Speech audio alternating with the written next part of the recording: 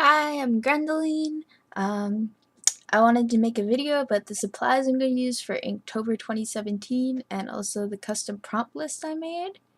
Inktober is an initiative created by Jake Parker where you draw with ink for every day of October, and I'm really excited to actually finish it this year. I finished it like a couple years ago, and then last year I got too busy with school, but this year I have zero obligations.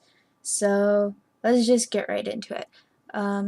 First I'm going to start with the actual paper I'm going to put the Inktober drawings on. And it's probably going to end up being a mix between these two fluid watercolor paper pads.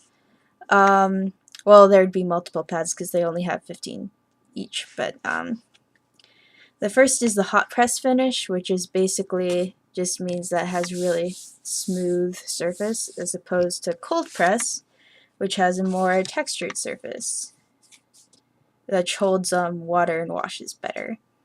But the hot press, I feel, has a better tooth for actually laying down smooth inks, but the washes turn out kind of splotchy on it. So yeah, those are the papers I'm going to use. They're 6x8 fluid watercolor paper. The easy blocks, so they're glued on these two edges,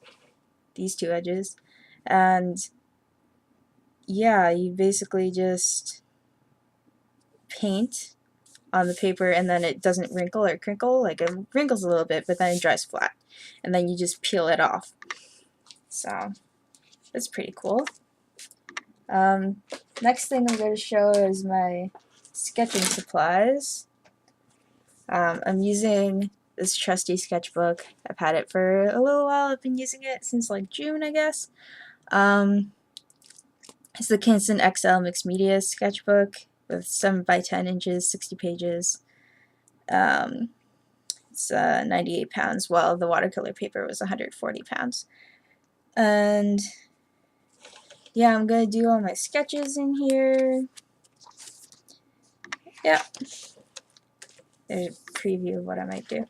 And what I'm going to use for sketching in the sketchbook is this pencil, like probably a couple colors of this pencil. Is the Prismacolor Col-erase pencil in color blue, and I also have red and violet and indigo, etc.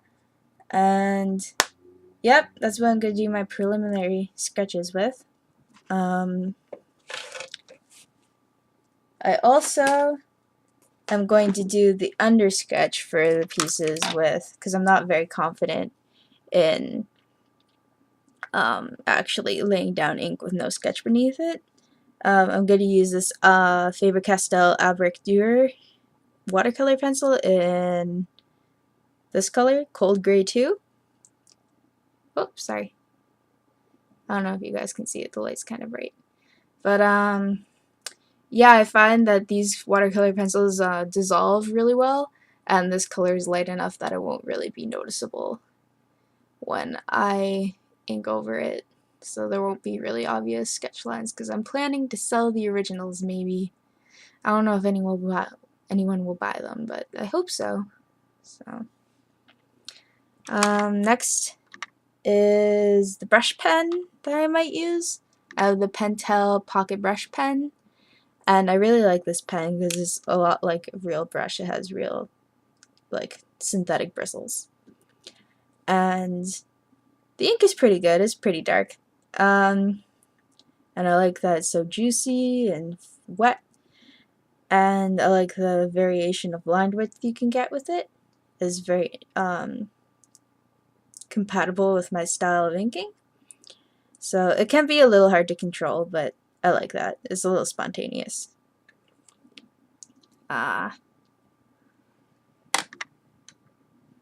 Next I'm going to talk about the brushes I'm going to use. Sorry.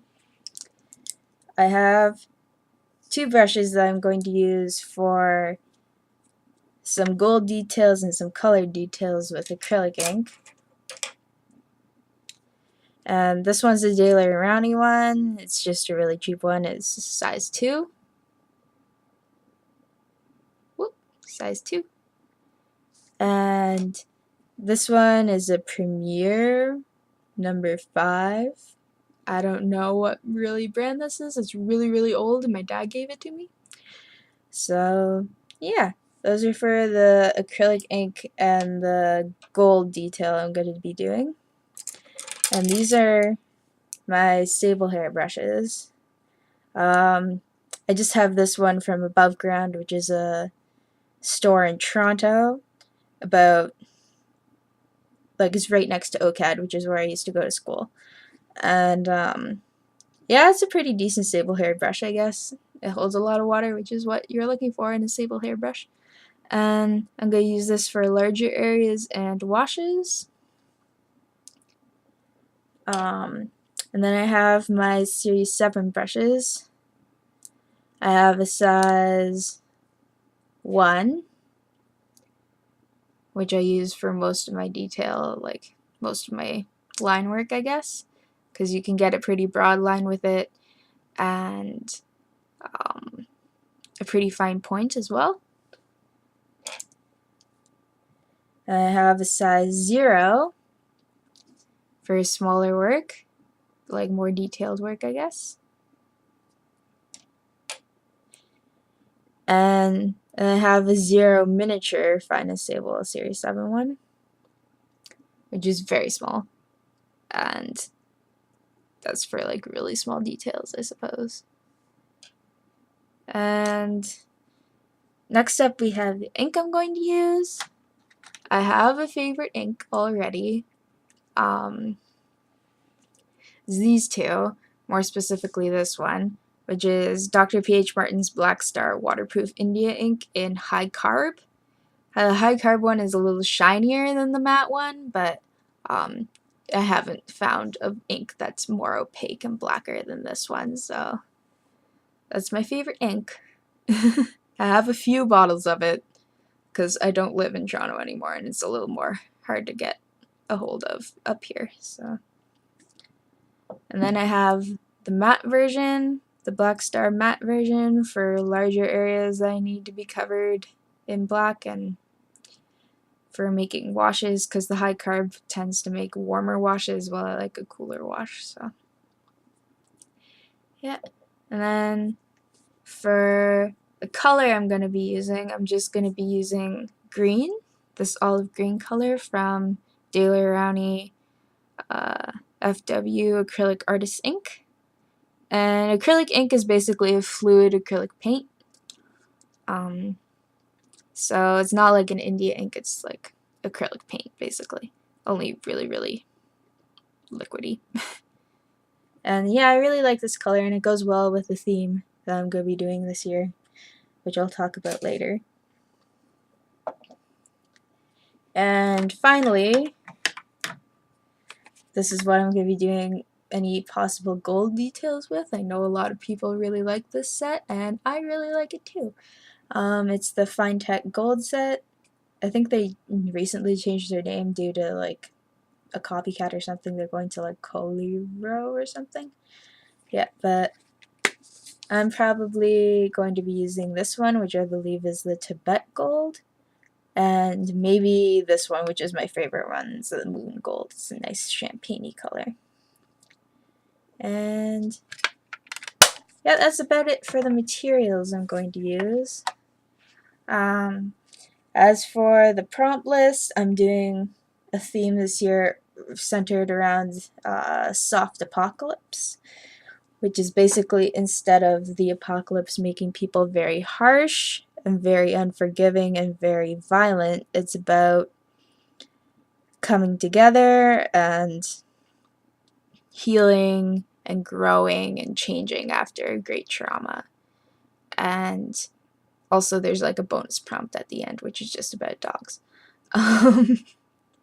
Yeah, and each prompt is kind of grouped into little mini narratives within the larger one, and they're all pretty vague, but if you go with the theme, like the title, which is just soft apocalypse, then it'll be easier to create a more cohesive body of work, I feel.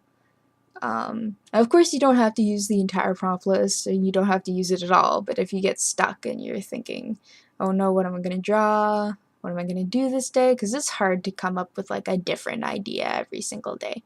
Then you can use that list. And I'm going to make a zine afterwards, I think, of all of the Inktober drawings that I do and sell that in my store envy, which I haven't really set up.